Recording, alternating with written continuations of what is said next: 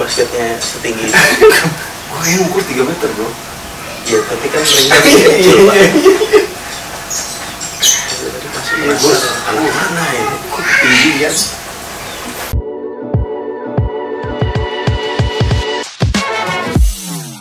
Halo, selamat datang di catatan harian Denny. Konten kali ini kita kedatangan tamu spesial, Bro Ruli. Siap. Halo Bro. Halo. Ini gue baru ketemu sekarang nih beneran. Kerja lu apa lu sekarang? Sekarang gue di LSI jadi peneliti senior LSI Denny JA. Peneliti senior Denny JA. Jadi kali ini gue mau ngobrolin tentang politik dan pandemik gitu. Nah, menurut lu kondisi sekarang yang pandemi kayak gini, terus sebentar lagi pilkada, percaturan politik di Indonesia gimana?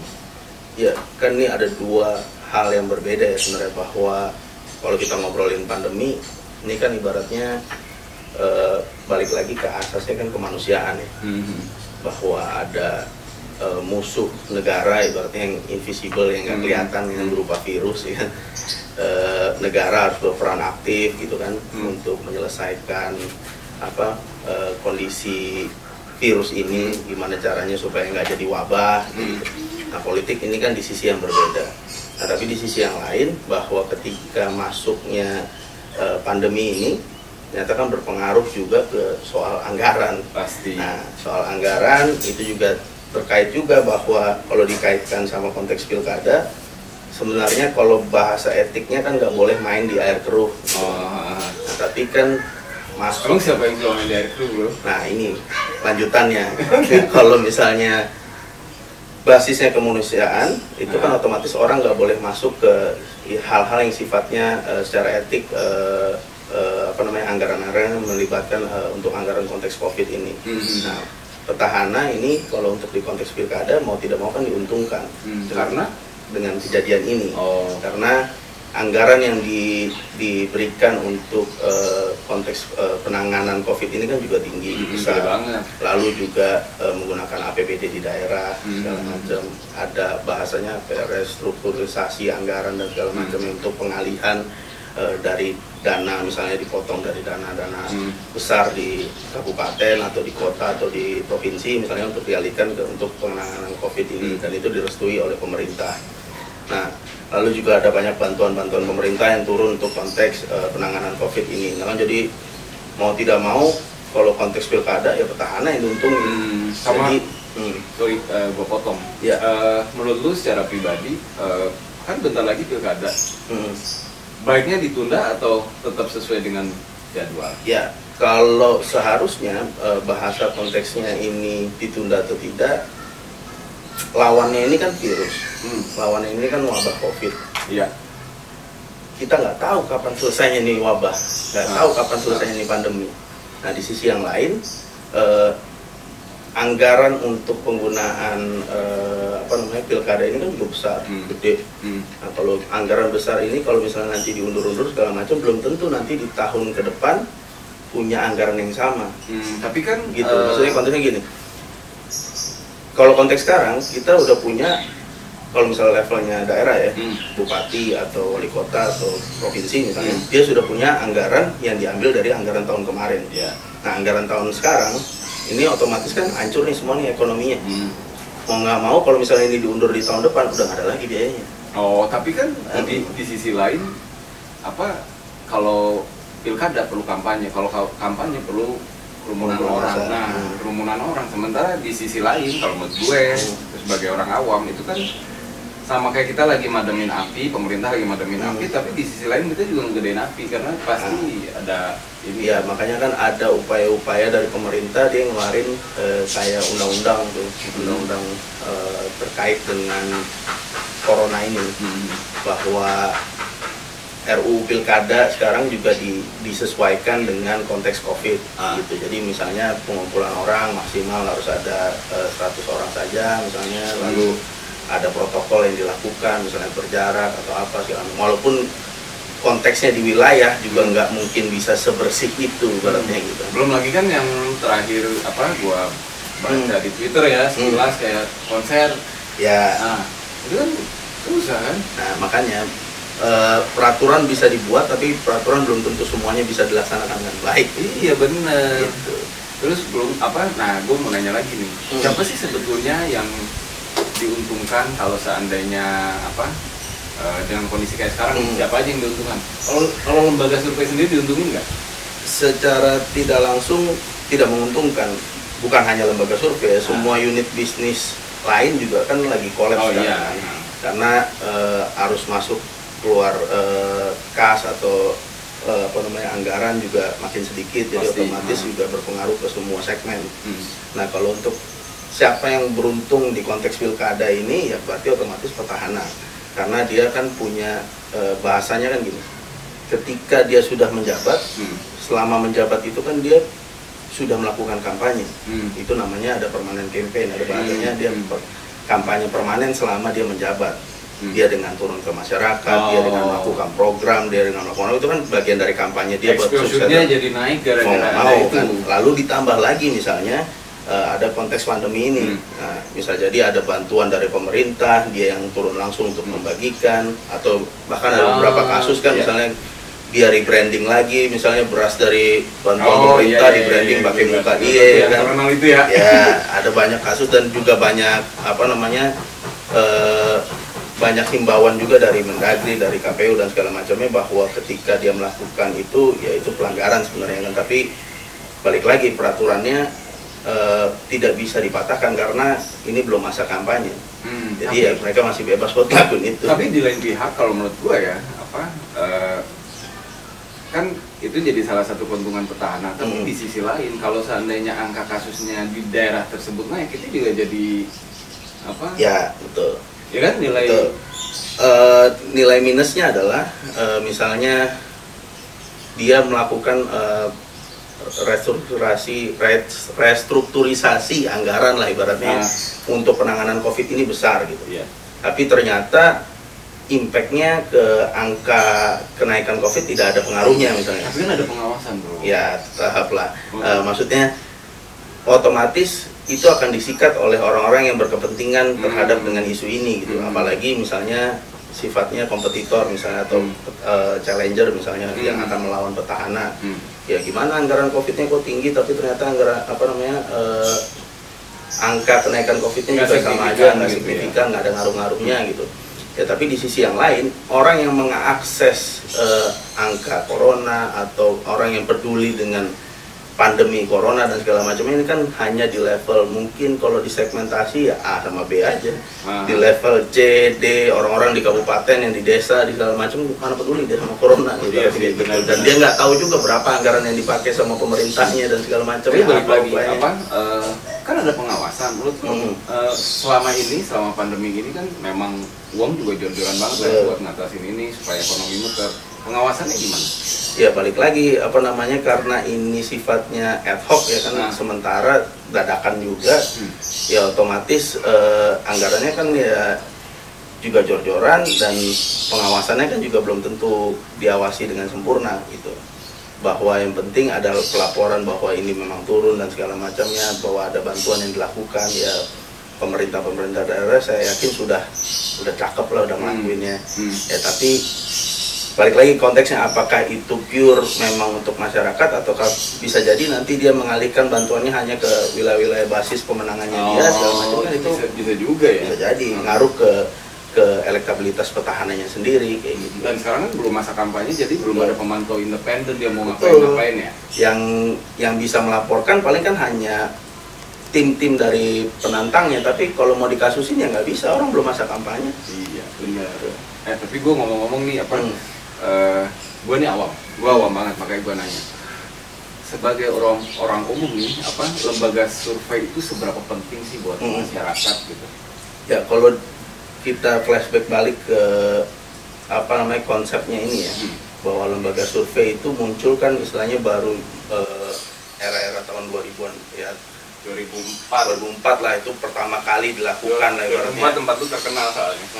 Maksudnya bahwa ya kalau misalnya di kita pribadi ya Pak Denny sendiri dia kan sekolah di Amerika kan udah melakukan ini dari ini Pak Denny bukan Denny gua ya. Denny JA. Denny JA kan Bapak Denny catatan harian Denny. Nah ketika dia mulai masuk, ya penelitian sebenarnya sudah ada sebelumnya, tapi kan belum ada yang menjadikan ini sebagai salah satu bisnis yang menarik di Indonesia, marketing politik yang menarik untuk di level konteks pilkada. Dulu orang misalnya lu mau jadi bupati atau lu mau jadi wali kota, ya laporan lo hanya laporan tim atau laporan gimana daerah ini, oh bagus, mantap, aman, aman. Ternyata hasilnya nggak ada, misalnya kayak gitu.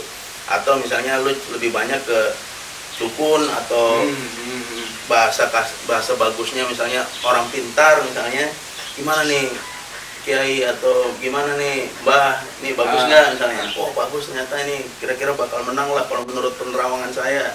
Nah masuklah kita yang masuk dengan gaya akademik, bahwa ternyata hal-hal yang sifatnya akademik ini bisa dijadikan bahan penentu gitu. Jadi ibaratnya kayak ini ada satu aliran sungai, dari misalnya ada 2 kilo panjang sungai misalnya, dari titik A sampai titik B misalnya.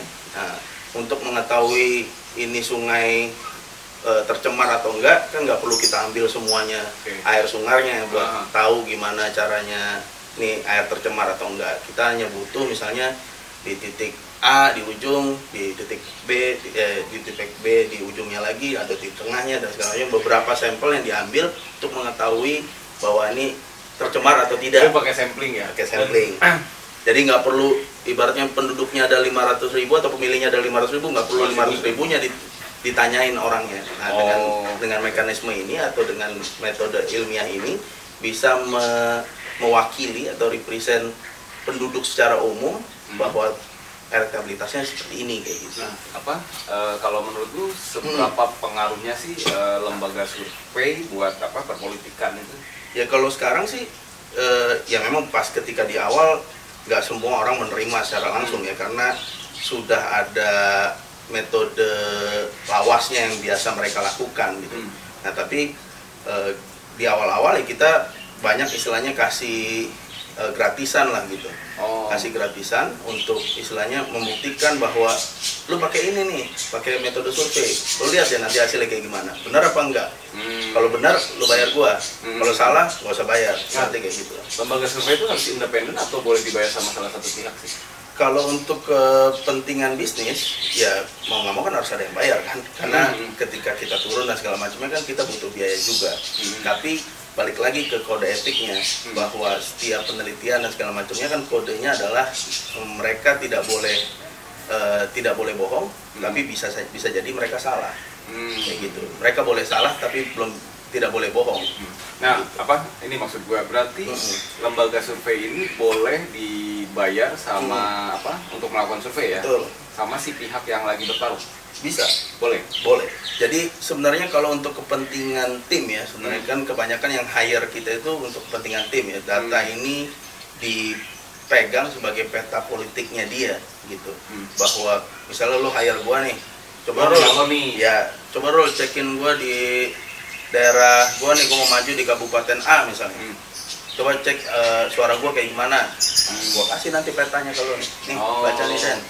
Ternyata lo di daerah ini masih kurang, daerah ini lo unggul nih, basis lo nih.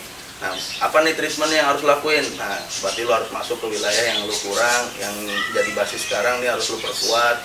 Atau nih coba pakai simpul-simpul yang bagus di daerah C misalnya untuk menguatkan ini lo. Atau nih ada figur yang bagus, bisa jadi endorser yang keren buat lo misalnya buat maju. Tapi itu jadi agak sifatnya strategi sebenarnya. Agak ini nggak sih, agak ambigu sama kayak tim sukses gitu, bukan sih? Beda. Data kita buat tim sukses sebenarnya. Bahwa mereka menggunakan data kita sebagai peta strateginya mereka. Jadi konsumsinya sebenarnya kan intern gitu. Nah, walaupun nanti sifatnya ada exposure juga, ya itu bagian dari strategi pemenangan juga ya. Misalkan suara lu yang gua survei bagus, nah, otomatis ketika gua rilis, lembaga surveinya harus merilis misalnya bahwa Denny bla bla bla bagus di kabupaten A. Nah, otomatis kan efek pemilih ibaratnya kan ada efeknya juga kan, dengan tahu oh yaudahlah yang udah paling tinggi nama Denny misalnya, yang ngapain lagi gue pilih yang lain. Itu jadi kayak pembentukan opini. Mau tidak mau survei bagian dari pembentukan opini ketika itu dirilis. Ya boleh-boleh aja sah kan selama itu tidak membohongi publik ya, kayak gitu. Kalau ketika itu ada impact-nya terhadap suara si kandidat ketika kita dirilis, ya mau tidak mau itu jadi nilai bonusnya. Oh, tapi itu apa kalau lembaga survei itu ada lembaga etiknya nggak sih? Ada, jadi di kita itu ada 2 asosiasi besar, jadi ada ROP dan Persepi. Nah itu dua asosiasi yang menaungi semua lembaga-lembaga survei di Indonesia. Semua harus tunduk ke situ. Ya, ada kode etik yang dibangun oleh 2 lembaga itu. Gitu. Kan hampir semua lembaga sekarang pasti ada lembaga atasnya lah. Menurut lu apa? Seberapa besar sih impactnya kalau buat nasional gimana, buat yang di daerah gimana? Apa perlu surveian ini ya ke masyarakat? Impact apanya nih? Secara langsung atau gimana? Ya inilah kalau untuk pemilihan sendiri ya. Ya kalau untuk pemilihan sendiri sebenarnya kan buat kandidatnya sendiri ya misalnya itu kan jadi peta langkah strategi dia buat ke depan. Jadi ketika dia dapatkan data survei, dia sudah tahu mana daerah yang harus dia turun langsung, kuatkan, atau mana daerah yang kira-kira dia sudah bagus, ini perlu tinggal dirawat saja, istilahnya kayak gitu. Nah kalau untuk masyarakat ya sebenarnya ya impactnya kan nggak secara langsung ya, bahwa ini kan datanya sebenarnya buat data internal tim ya. Tapi lu sendiri apa kantor lu LSI itu mengkhususkan survei untuk yang politik atau ada juga yang lain sih? Karena gue pernah baca yang lain ya, juga sih.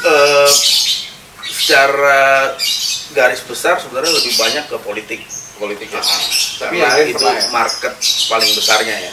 Apalagi di era dulu kan istilahnya pilkadanya kan masih tiap tahun pasti ada. Kalau sekarang kan sudah mulai mau dirapatkan jadi salah satu 5 tahun sekali segala macam, walaupun kita belum tahu konteksnya ini akan dilakukan atau tidak. Karena kemarin aja pileg dicampur sama pilpres aja udah berantakan, apalagi nanti ditambah lagi pilgub, ada pilwali segala macam, makin rusak lagi nanti. Sama ini yang sempat ramai itu yang waktu lu lagi mensurvei tentang corona.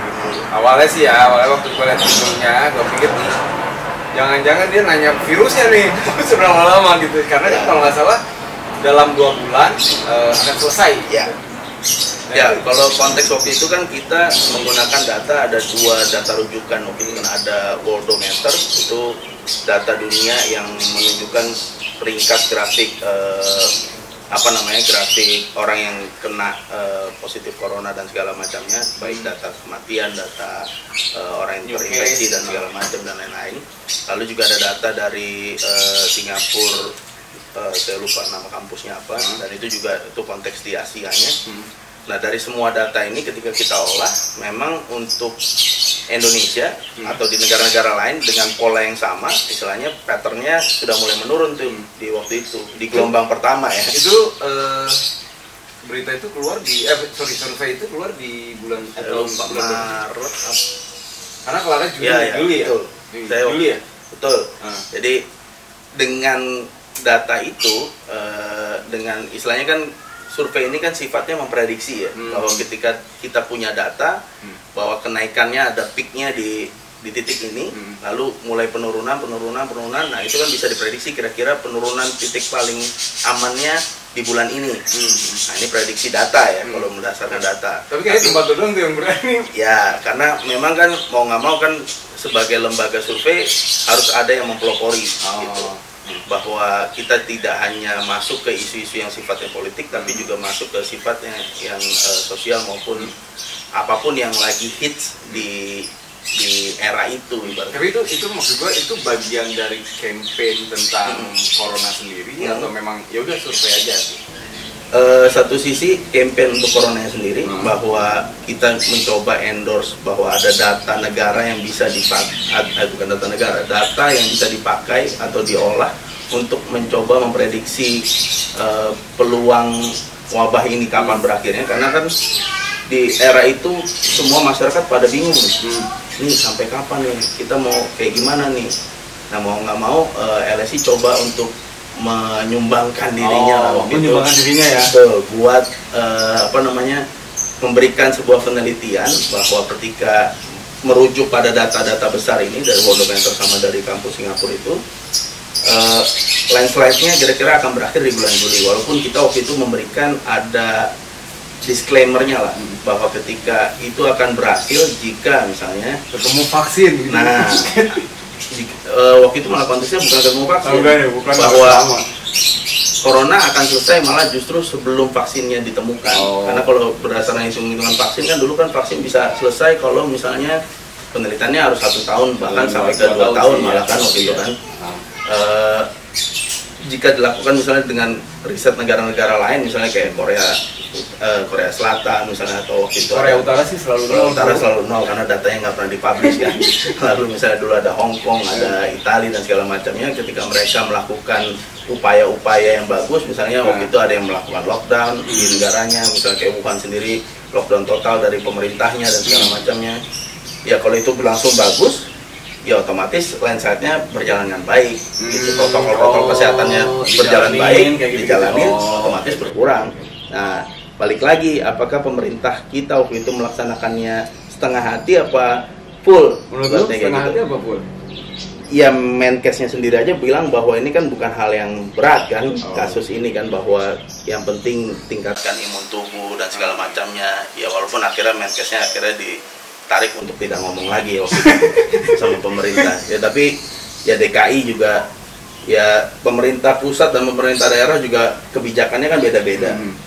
Misalnya kayak DKI aja memberlakukan PSBB atau wilayah-wilayah lain dengan bahasa lain istilahnya, yaitu kan ada yang base instruksi dari pemerintah pusat, ada juga yang melakukan itu berdasarkan data masing-masing.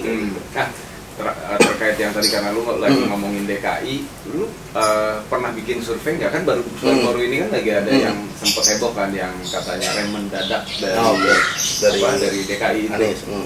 Pernah bikin survei tentang itu nggak? Seberapa efektif tentang kebijakan?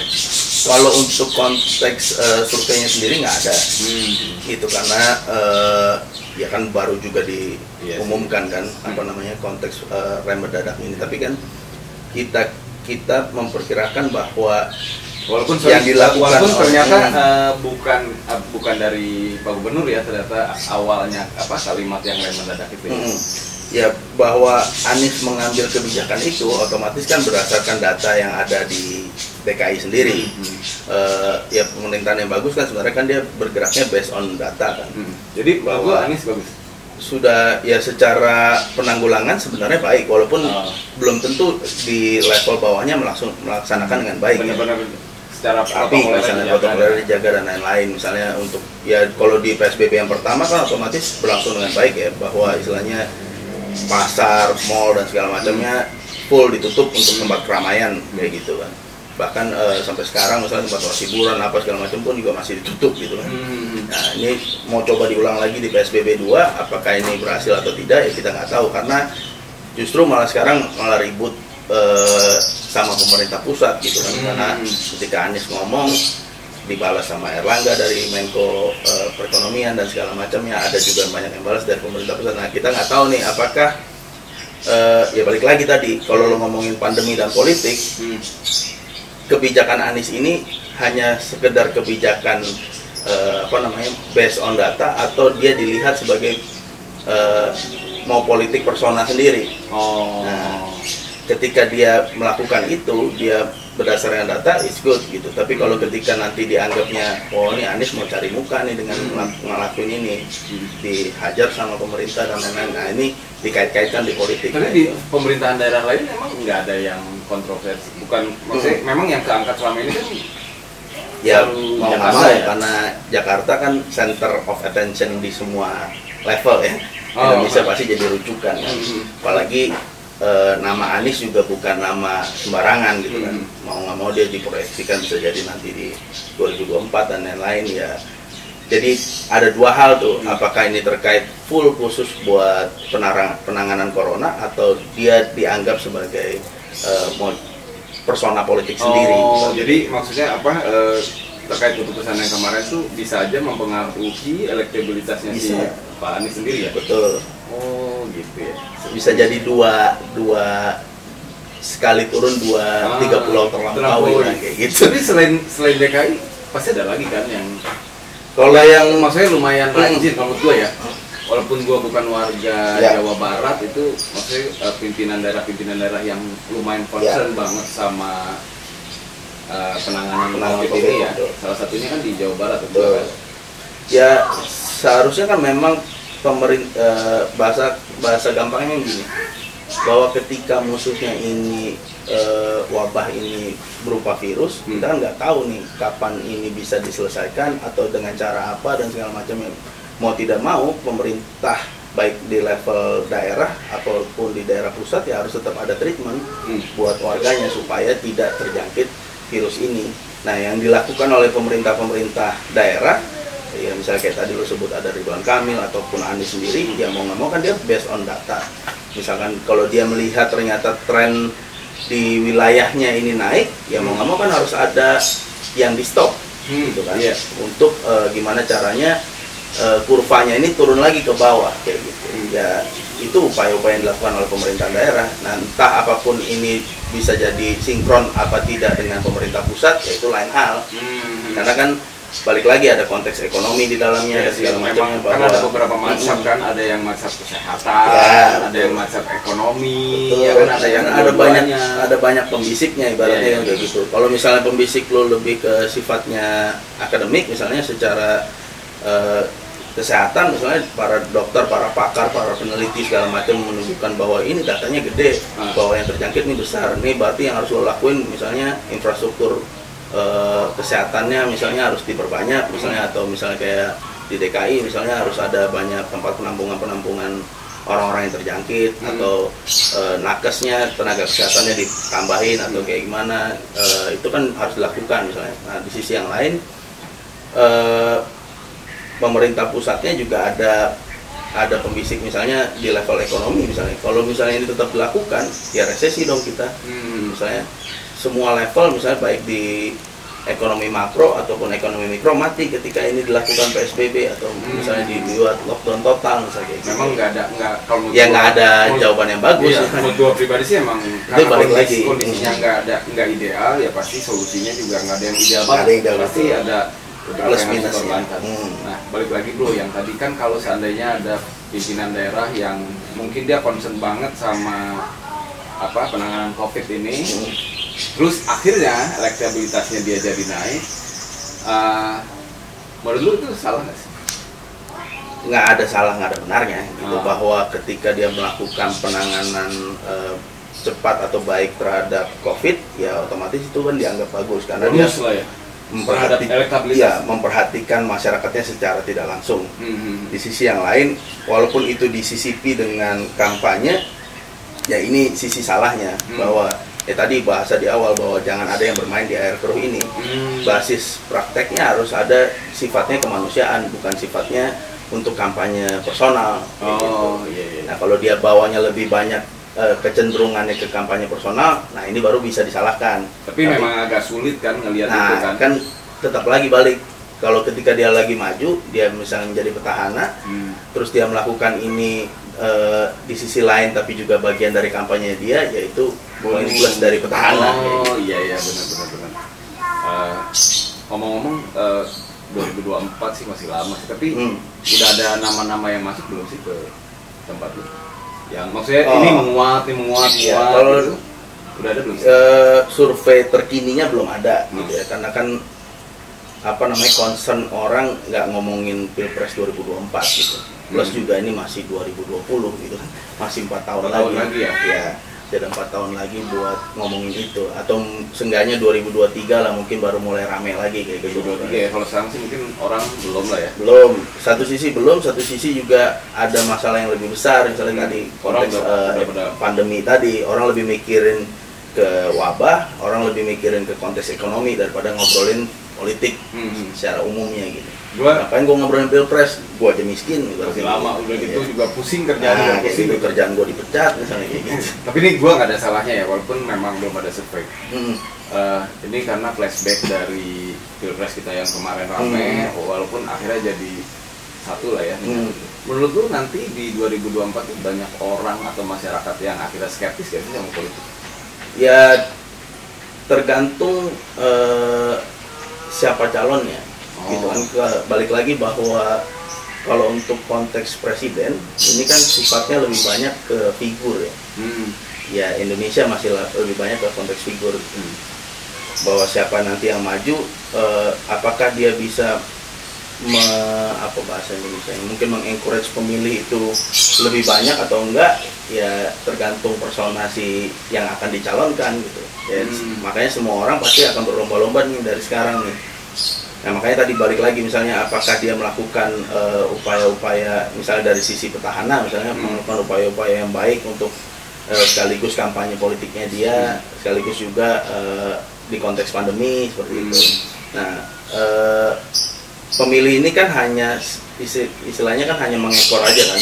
Kalau misalnya kira-kira dia lihat seru, dia lihat masuk ke hati dia, atau misalnya apa yang disampaikan si calonnya ini kena ke pemikiran dia, misalnya dari baik sisi dari program atau dari sisi visi misi atau dari sisi misalnya kedekatan latar belakang, misalnya kayak ke konteks kemarin misalnya ada pembagian misalnya di konteks pemilih muslim atau di pemilih apa namanya yang sifatnya abangan dan lain-lain, ya itu kan banyak konteks yang berpengaruh dalam penggayatan pemilih buat datang ke TPS nanti kayak gitu. Nah ini satu pertanyaan terakhir gua bro, kan ini mengenai sampling sih, data sampling.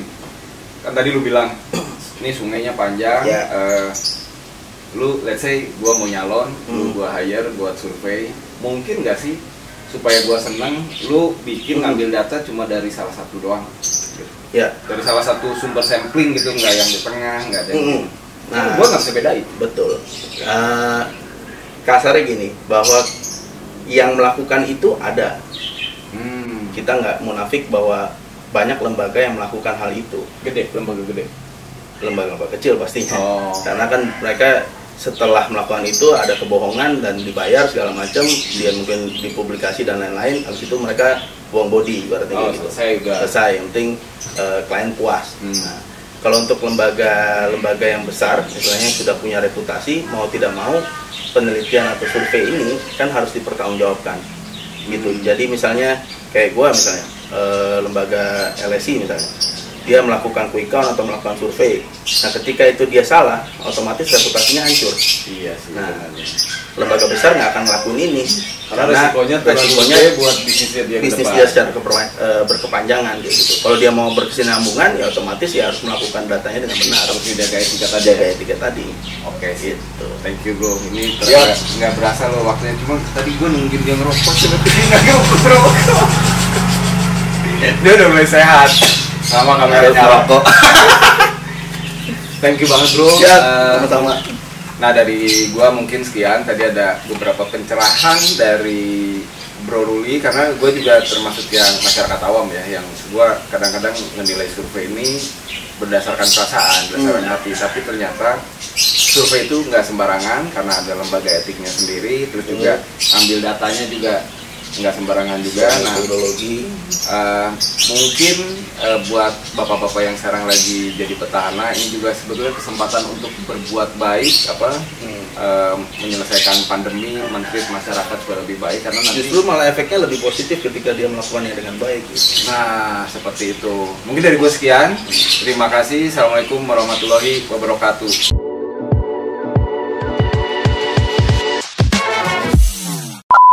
Dan gue lupa, jangan lupa share, subscribe, and like. Oke, mantap. Cut gitu dong. Belum.